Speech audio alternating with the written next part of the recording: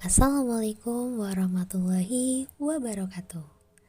Hai teman-teman, kembali lagi di channel YouTube Nida Al-Hawa.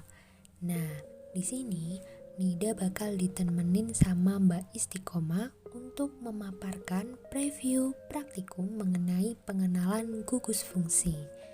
Nah, dari teman-teman sendiri udah pada tahu belum nih, apa sih gugus fungsi itu? Dan apa aja sih gugus fungsi itu?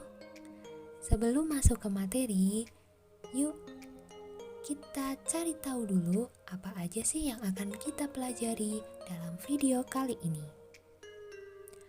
Nah, di sini udah ada 4 pokok bahasan yang akan kita paparkan, yang akan kita jelaskan dalam video kali ini.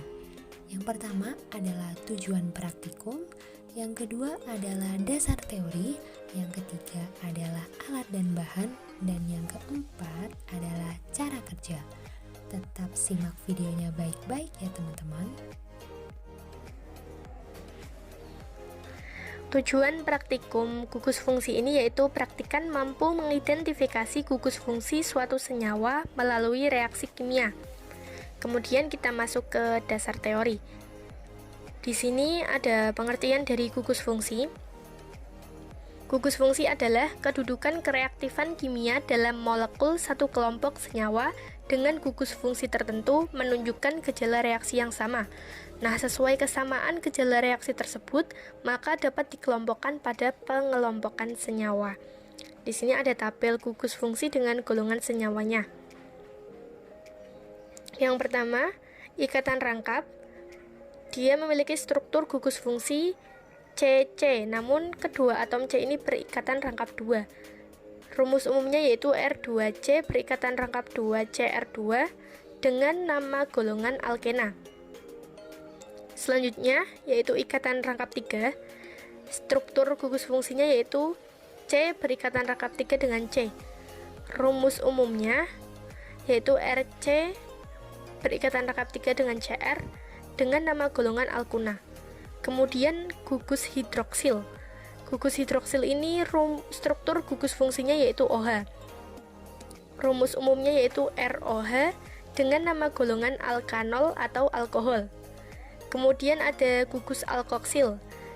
Di sini struktur gugus fungsinya yaitu OR dengan rumus umum ROR dan nama golongannya yaitu alkoksialkana atau eter. Selanjutnya yaitu gugus aldehid. Nah, gugus aldehid ini struktur gugus fungsinya yaitu CHO dengan rumus umum RCHO. Nama golongannya yaitu alkanal atau aldehid. Kemudian gugus karbonil dengan struktur gugus fungsinya yaitu CO. Rumus umumnya yaitu R2CO dan nama golongannya alkanon atau keton.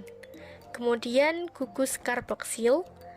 Gugus karboksil ini struktur gugus fungsinya yaitu COOH. Rumus umumnya RCOOH dengan nama golongan asam alkanoat atau asam karboksilat.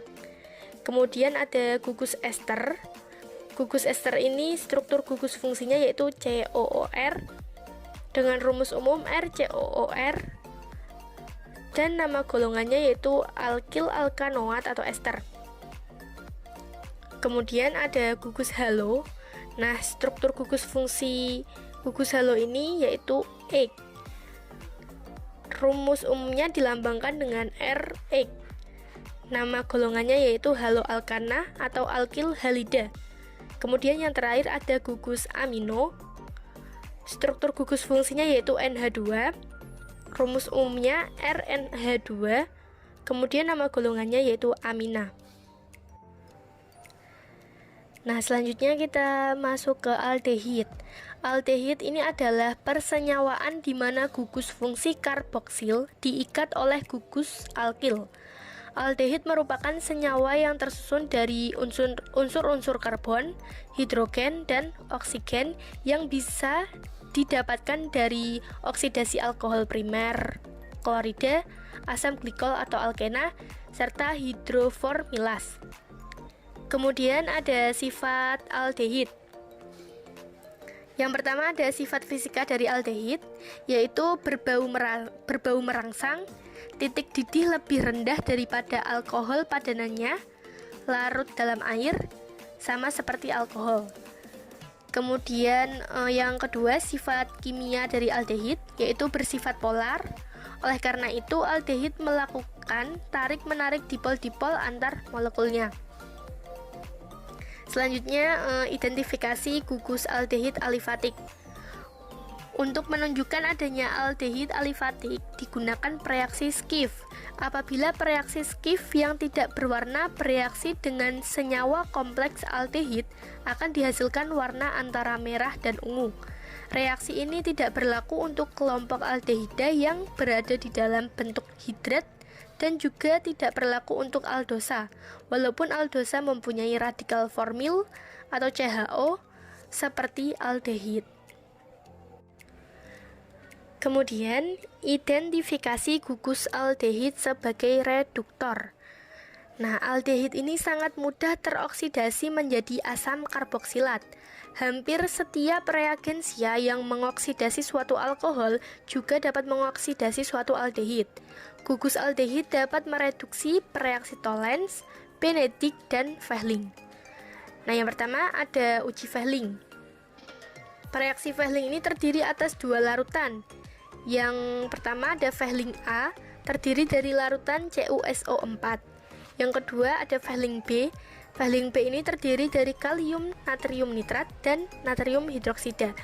Nah, bila Fehling A dan Fehling B dicampur dengan volume yang sama, maka akan dihasilkan larutan berwarna biru tua. Selanjutnya, bila dipanaskan dengan menambahkan aldehid, maka terjadi endapan Cu2O yang berwarna kuning dan merah tua. Nah, uji Fehling ini digunakan untuk mendeteksi gula pereduksi dan aldehid dalam larutan.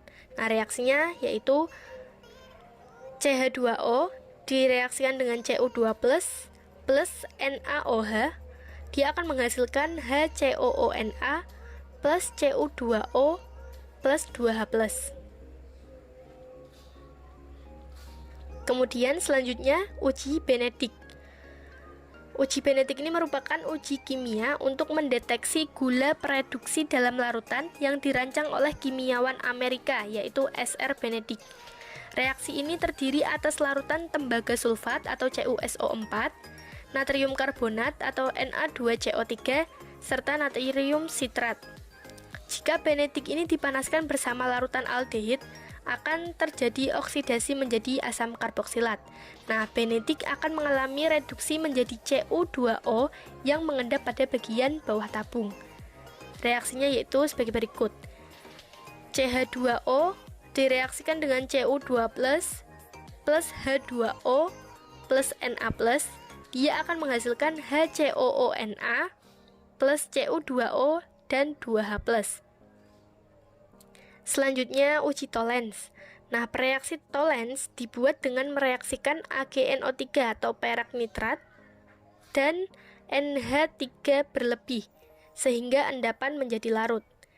Reaksi yang pertama yaitu AgNO3 direaksikan dengan NH4OH atau amonium hidroksida, dia akan menghasilkan Ag2O plus H2O plus NH4NO3. Kemudian Ag2O ini direaksikan dengan NH4OH atau amonium hidroksida, dia akan menghasilkan AgNH3 2 kali OH plus H2O.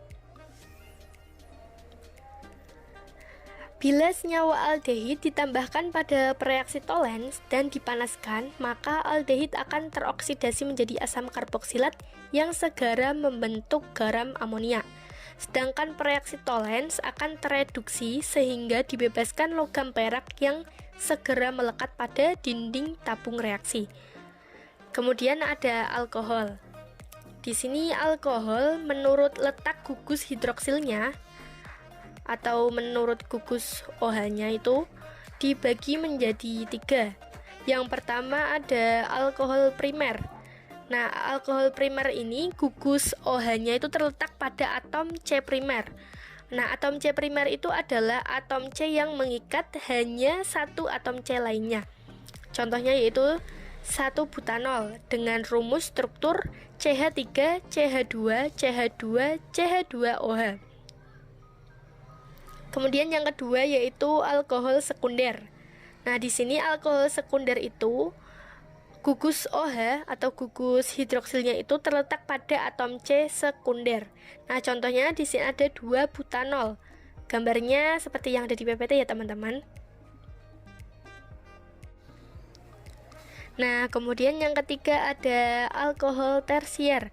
Nah, alkohol tersier ini gugus OH-nya terletak pada atom C tersier. Nah, atom C tersier ini atom C yang mengikat 3 atom C lainnya. Kemudian ada sifat-sifat alkohol. Yang pertama, sifat fisikanya alkohol, yaitu berupa cairan jernih, berbau khas, mendidih di temperatur tinggi, sangat larut dalam air karena ada ikatan hidrogen antara gugus OH dengan molekul H2O. Yang kedua ada sifat kimia dari alkohol, yaitu mengalami dehidrasi atau reaksi yang melibatkan hilangnya H dan OH dalam membentuk H2O untuk membentuk alkena atau eter. Kemudian oksidasi terkendali untuk menghasilkan aldehida dan keton. Selanjutnya ada identifikasi senyawa alkohol. Yang pertama, identifikasi senyawa alkohol primer. Alkohol primer menghasilkan aldehida yang dapat dioksidasi lebih lanjut menjadi asam karboksilat. Yang kedua, identifikasi senyawa alkohol lain.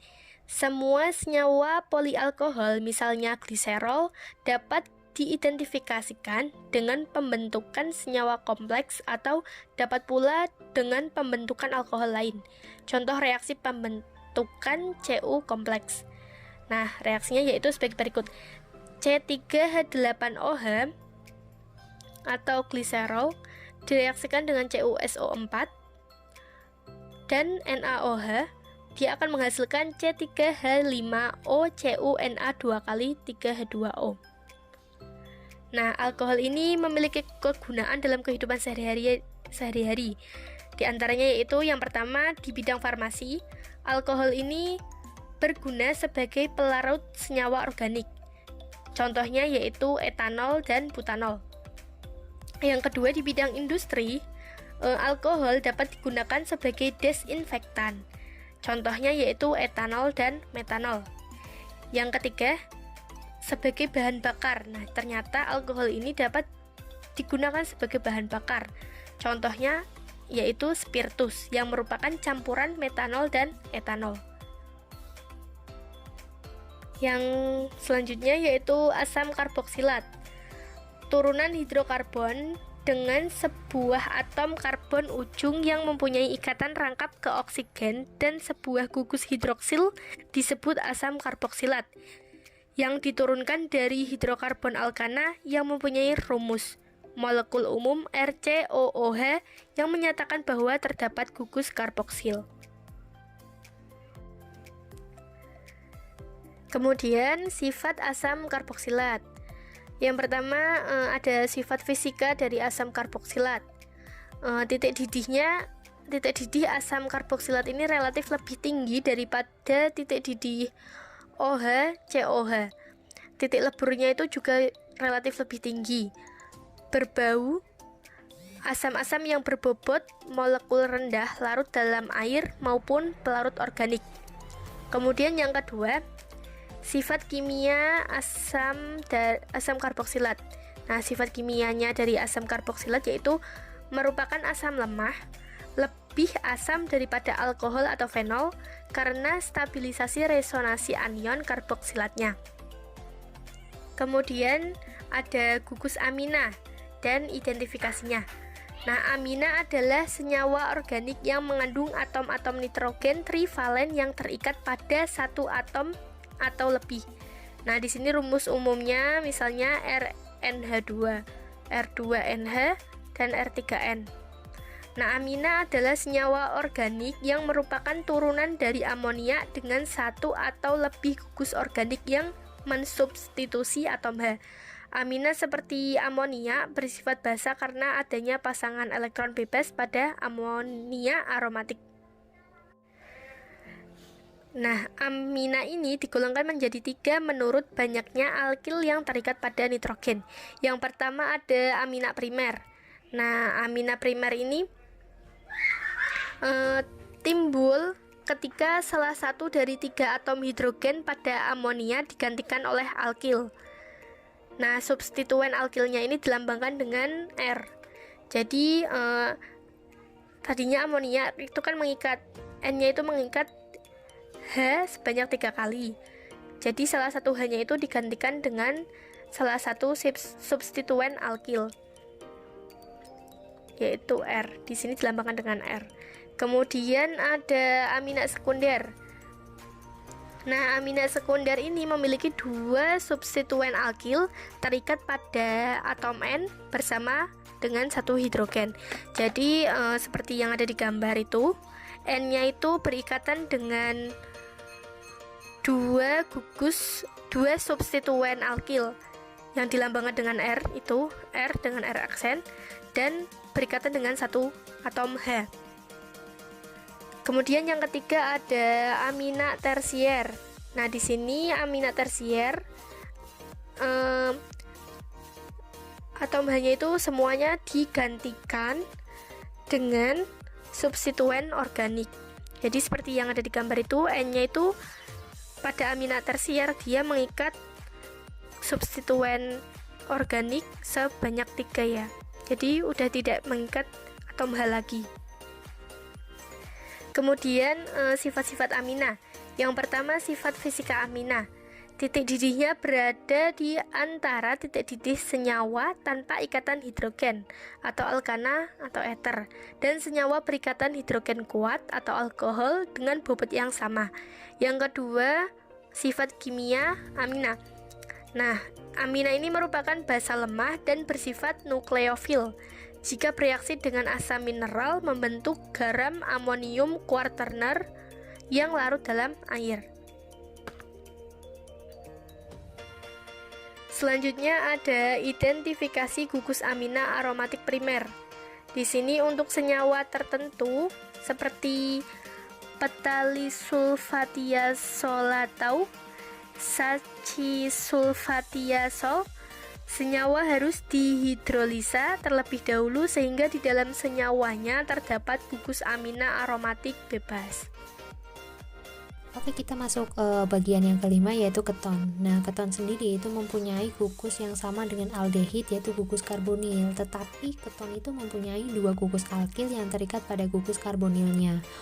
Untuk identifikasi keton sendiri, khususnya yaitu aseton, itu dapat menggunakan uji Rotera. Uji Rotera itu adalah pencampuran larutan aseton dicampur dengan natrium nitropusit atau Na2FeCnNO, amonium klorida, dan amonia. Jadi nantinya akan terbentuk warna violet dan intensitas warna itu juga tergantung pada kadar aseton yang akan dianalisis.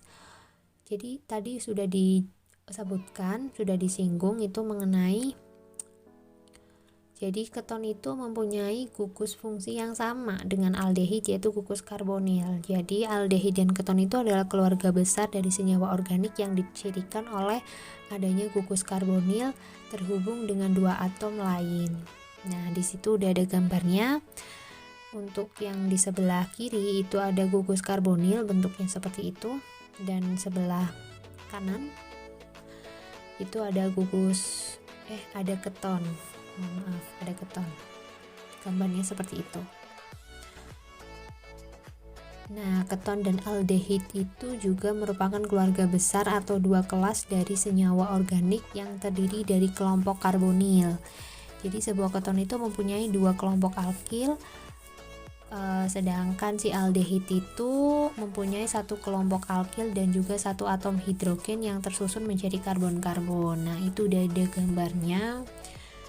Ada gugus karbonil, ada keton ya mengikat 2 kelompok alkil, dan juga ada aldehid.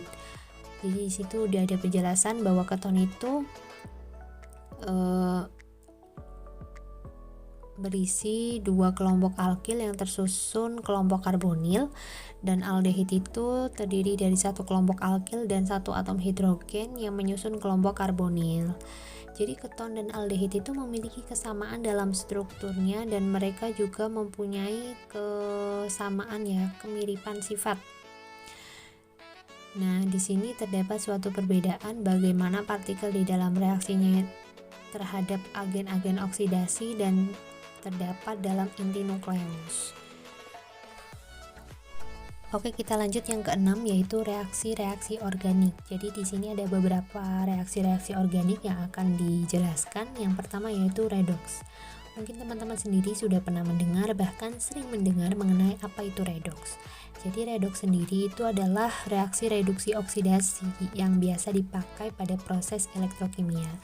Kalau misalnya oksidasi itu adalah reaksi yang melibatkan kenaikan biloks, pelepasan elektron, pengikatan oksigen, dan pelepasan hidrogen. Nah, sedangkan reduksi sendiri ya kebalikan dari oksidasi. Jadi reaksi oksidasi itu ternyata itu bisa dilakukan untuk membedakan mana alkohol primer, mana alkohol sekunder, dan mana alkohol tersier. Nah, di sini udah ada contoh dan gambarnya. Jadi alkohol primer itu jika dioksidasi akan menjadi aldehid, dan aldehid ketika dioksidasi akan menjadi asam karboksilat. Gambarnya seperti itu. Lalu ada alkohol sekunder, itu jika dioksidasi akan menjadi keton. Tetapi untuk alkohol tersier itu tidak bisa teroksidasi. Nah, itu contohnya teman-teman. Lalu kita lanjut yang kedua, yaitu esterifikasi. Nah, apa sih esterifikasi itu? Esterifikasi itu adalah salah satu reaksi untuk mengidentifikasi gugus karboksilat. Kalau tadi itu oksidasi untuk mengetahui mana alkohol primer, sekunder, dan tersier, kalau misalnya esterifikasi itu untuk mengidentifikasi gugus karboksilat. Jadi esterifikasi itu termasuk dalam jenis reaksi kondensasi, yaitu penggabungan dua molekul dengan melepaskan molekul kecil lain. Nah, ini adalah reaksi esterifikasi. Bisa dilihat teman-teman. Nah, terus yang ketiga itu adalah senyawa kompleks. Senyawa kompleks sendiri itu adalah senyawa yang terbentuk dari penggabungan dua atau lebih senyawa sederhana yang masing-masingnya dapat berdiri sendiri. Istilah senyawa koordinasi itu menentukan pengertian bahwa dua zat yang lebih sederhana, misalnya CuCl2 dan NH3, bergabung menjadi senyawa yang lebih kompleks. Nah, reaksi senyawa kompleks itu jadi lihat ada C3H8O3 plus CuSO4 plus NaOH, itu akan menjadi senyawa yang lebih kompleks, yaitu C3H5O CuNa2 kali 3H2O trihidrat. Teman-teman, tadi sudah dipaparkan mengenai tujuan dari praktikum dan juga dasar teori. Untuk dasar teori kali ini, aku dan Mbak Isti itu memaparkan dasar teori secara umum mengenai gugus fungsi. Jadi tadi sudah dipaparkan mengenai apa itu gugus fungsi dan juga macam-macam dari gugus fungsi dan juga penjelasan dari masing-masing gugus fungsi tersebut. Oke, tetapi dalam praktikum kali ini kita hanya akan mempraktikkan tiga dari praktikum pengenalan gugus fungsi. Nah, apa aja sih? Oke, yang pertama itu ada reaksi senyawa alkohol. Dan nanti reagen yang digunakan adalah reagen Lucas. Lalu ada reaksi senyawa aldehid dan keton. Reaksinya itu ada reaksi Fehling, Tollens, dan juga Benedict. Lalu yang ketiga itu ada reaksi esterifikasi. Oke, langsung aja menuju ke alat dan bahan. Jadi ini ada alat dan bahan yang dibutuhkan dalam praktikum kali ini. Alatnya itu ada tabung reaksi, ada pipet tetes, pembakar bunsen, dan juga penjepit kayu. Untuk bahannya sendiri ada etanol, isopropil alkohol, tert butil alkohol, reagen Lucas, reaksi Fehling, formalin, aseton, reaksi Tollens, reaksi Benedict, sodium nitrofusid, amonium klorida, amonia, asam asetat, asam benzoat, dan yang terakhir adalah asam sulfat. Baik teman-teman, kita masuk ke cara kerja. Seperti apa yang telah disinggung tadi, bahwa kita itu hanya akan mempraktikkan 3 praktikum saja dalam pengenalan gugus fungsi ini. Yang pertama adalah reaksi senyawa alkohol, yang kedua adalah reaksi senyawa aldehid dan keton, dan yang ketiga adalah reaksi esterifikasi. Oke, langsung masuk ke praktikum yang pertama, yaitu reaksi senyawa alkohol. Jadi pada praktikum reaksi senyawa alkohol ini disiapkan 3 tabung reaksi yang diberi label A, B, dan C. Dan setiap tabung, yaitu tabung A, tabung B, dan tabung C ini diisi oleh larutan tertentu. Kalau misal tabung A itu diisi oleh etanol 1 ml, tabung B itu diisi dengan isopropil alkohol 1 ml, dan tabung C itu diisi oleh tert butil alkohol 1 ml. Ketika tabung A sudah diisi oleh etanol 1 ml, dan tabung B sudah diisi oleh isopropil alkohol, dan tabung C sudah diisi oleh tert butil alkohol, masing-masing tabung itu ditambahkan reagen Lucas. Jadi tabung A, tabung B, dan tabung C itu ditambahkan dengan reagen Lucas setelah penambahan larutan tertentu tadi. Setelah penambahan reagen Lucas lalu dipanaskan. Setelah itu, amati perubahan apa yang terjadi dari masing-masing tabung, yaitu ada tabung A, tabung B, dan tabung C. Itu merupakan cara kerja dari praktikum yang pertama, yaitu reaksi senyawa alkohol. Oke, kita masuk ke praktikum yang kedua, yaitu reaksi senyawa aldehid dan keton. Jadi pada praktikum reaksi senyawa aldehid dan keton ini dibedakan jadi 2 praktikum lagi. Yang pertama yaitu membedakan aldehid dan keton, yang kedua yaitu identifikasi keton.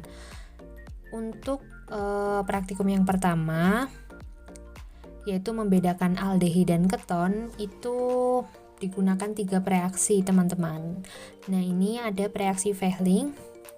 Jadi pada praktikum ini kita tuh disiapkan 2 tabung reaksi yang diberi label tabung A dan tabung B. Jadi nanti tabung A dan tabung B itu diisi dengan reaksi Fehling 0,5 ml. Keduanya ya, tabung A dan tabung B. Setelah tabung A diisi oleh reaksi Fehling 0,5 ml, lalu ditambahkan juga 5 tetes formalin dan amati perubahan apa yang terjadi. Untuk tabung B, setelah diisi oleh reaksi Fehling 0,5 ml, ditambahkan lagi 5 tetes aseton, dan setelah itu amati perubahan apa yang terjadi. Untuk reaksi yang kedua, reaksi Tollens, juga sama sih kayak tadi, cuma diganti reaksinya aja. Untuk larutannya sama, formalin dan aseton. Begitu juga ini dengan reaksi Benedict juga sama. Tinggal nanti kita itu mengamati perubahan apa yang terjadi dari masing-masing tabung, yaitu ada tabung A dan tabung B.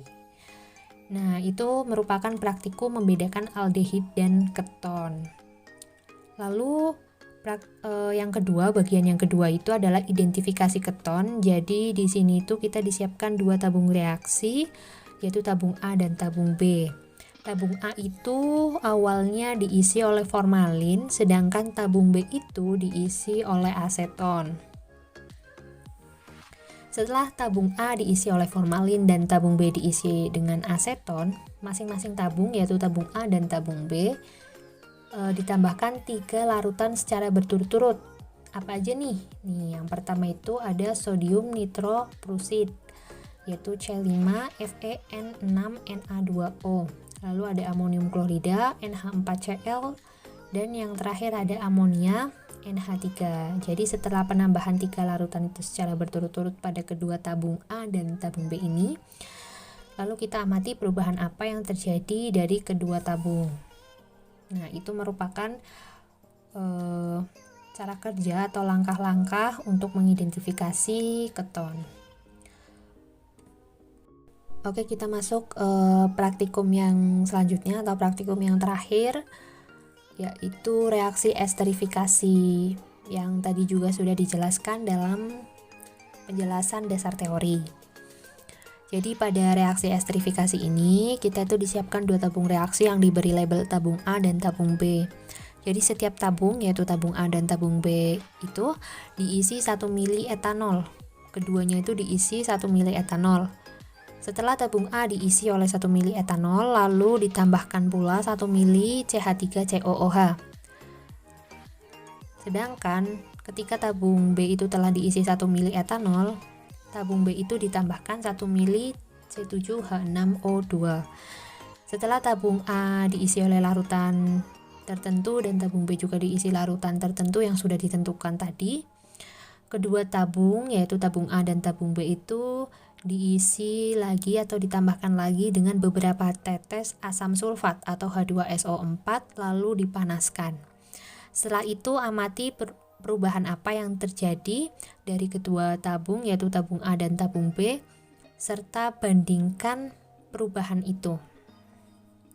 Nah, itu merupakan cara kerja ataupun langkah-langkah yang dilakukan dalam praktikum reaksi esterifikasi.